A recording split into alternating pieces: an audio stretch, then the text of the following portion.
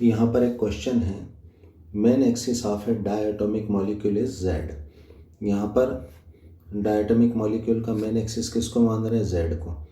Molecular orbital p x and p y overlap to form which of the following orbitals. तो यहाँ पर अब Z जो है मेन एक्सिस है, तो इसके अलावा बाकी जो है पी एक्स पी वाई, ठीक है, ये एक दूसरे को ओवरलैप करेंगे किस तरह के ऑर्बिटल्स को फॉर्मेट करने के लिए। तो यहाँ पर आंसर आएगा पाई मॉलिक्यूलर ऑर्बिटल। और ये किस तरह से होगा, आइए हम देखते हैं। हम इतना जानते हैं कि हमारे जो पी ऑर्बिटल्स होते हैं, ठीक है, वो तीन होते हैं। एक होता है पी एक्स, एक पी वाई और एक पी जेड।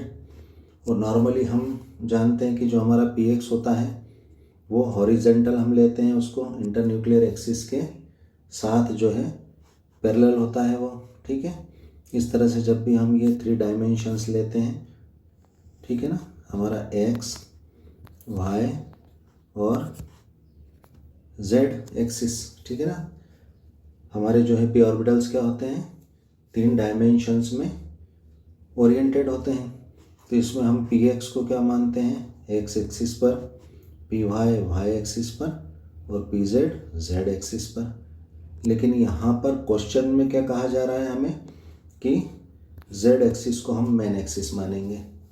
और हम जानते हैं कि ये जो तीनों एक्सिस होती है वो क्या होते हैं? एक दूसरे से परपेंडिकुलर होते हैं, एक दूसरे से 90 डिग्री पर होते हैं, ठीक है। एक्स वाई और जेड एक्सिस ये क्या होते हैं? एक दूसरे से परपेंडिकुलर होते हैं। तो यहाँ पर हमारे क्वेश्चन में ये कहा जा रहा है कि जो जेड एक्सिस है, ठीक है ना, वो मेन है।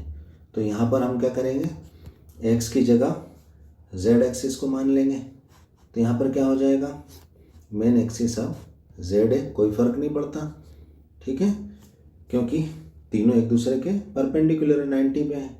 तो यहाँ पर हम जेड को मेन मान लेंगे और जो है ये वाई एक्सिस हो जाएगा फिर, और ये क्या हो जाएगा? एक्स एक्सिस, ठीक है।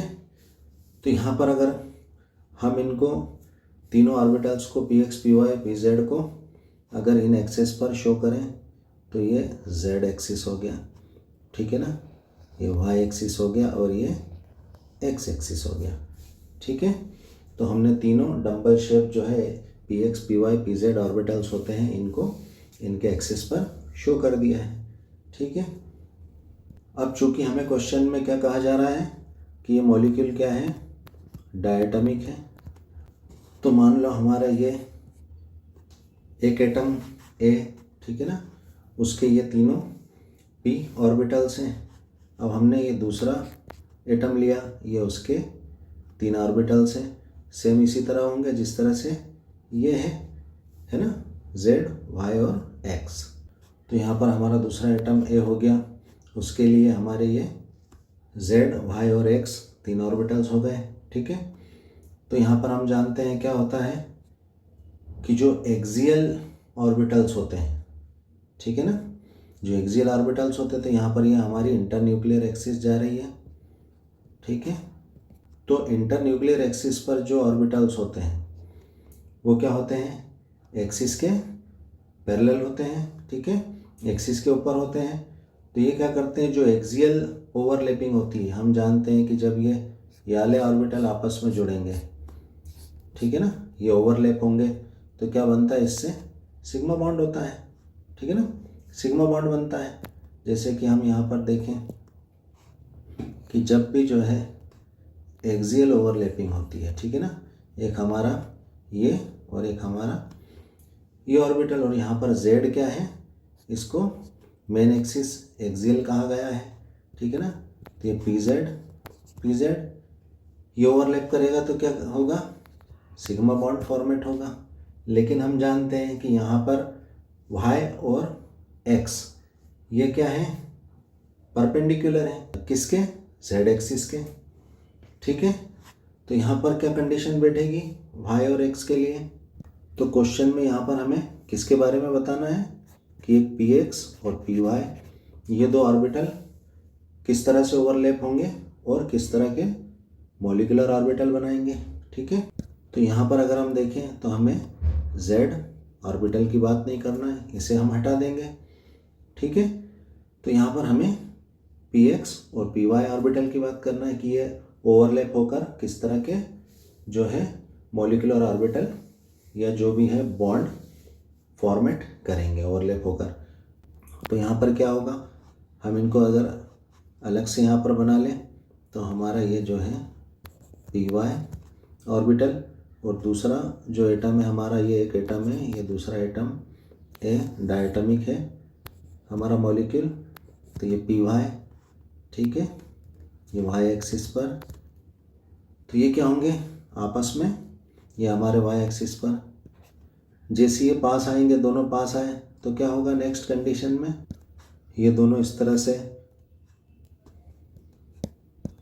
ये दोनों इस तरह से और पास आ जाते हैं। और फिर क्या होता है नेक्स्ट कंडीशन में, ये क्या कर लेते हैं, ओवरलैप कर देते हैं एक दूसरे के ऊपर, थोड़े से चढ़ जाते हैं। तो क्या हो जाएगा नेक्स्ट कंडीशन में, और आगे ये एक दूसरे को इस तरह से ओवरलैप कर जाएंगे। और यहाँ पर क्या होगा, जहाँ पर इलेक्ट्रॉन्स होंगे वहाँ पर, ठीक है ना, वहाँ पर बॉन्ड फॉर्मेशन हो जाएगा।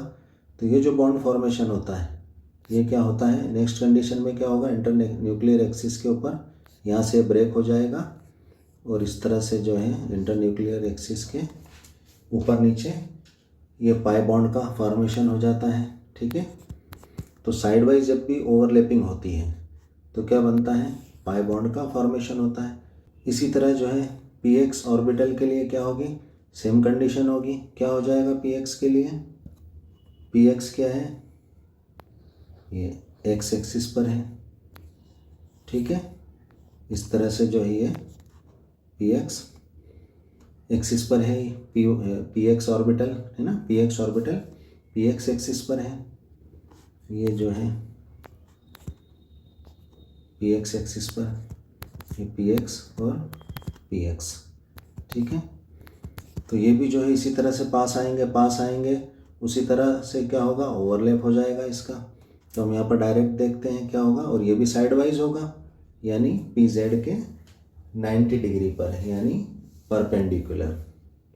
ठीक है, नेक्स्ट कंडीशन में ये भी px जो है एटॉमिक ऑर्बिटल पास में आ जाएंगे और ओवरलैप होंगे। ठीक है ना, तो यहाँ पर जो है ये नेक्स्ट कंडीशन में हम देखें किस तरह से ये एक दूसरे में जो है मिलेंगे, एक दूसरे को ओवरलैप करेंगे।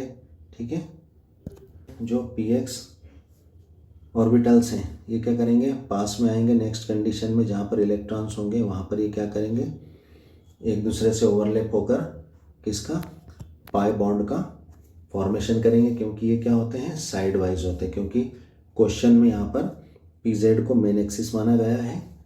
तो चूँकि z इंटरन्यूक्लियर एक्सिस के पैरेलल है, उसके ऊपर है, तो py और px क्या होंगे, साइड वाइज होंगे उसके परपेंडिकुलर। तो ये दोनों क्या करेंगे, इस तरह से साइड वाइज ओवरलैपिंग करेंगे साइड से। और हम जानते हैं जब भी साइड वाइज ओवरलैपिंग होती है तो क्या बनता है, पाई बॉन्ड का फॉर्मेशन होगा। तो यहाँ पर ये पाई मॉलिक्यूलर ऑर्बिटल्स का निर्माण करेंगे, कौन, px और py दोनों। तो यहाँ पर answer A pi molecular orbitals होगा। Thanks for watching.